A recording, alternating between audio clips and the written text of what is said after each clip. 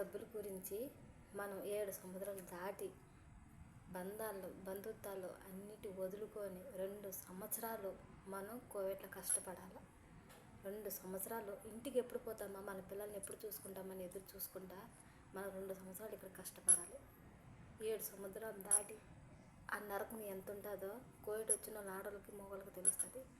ఇంటికాడ ఉండే వాళ్ళకి ఏం తెలియదు.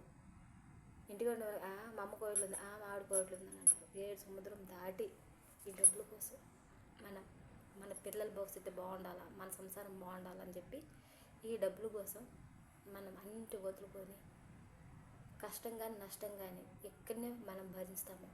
ఇంటికి ఫోన్ చేసి మీకు బాగుందంటే బాగుంది అని మనం బాధపడినా పర్వాలేదు, కానీ మన ఇంటికి వాళ్ళని మనం బాధ పెట్టేము. ఇక్కడ మనం ఎంతైనా బాధపడినాం, మన బాగున్నామో అని చెప్తాం తప్ప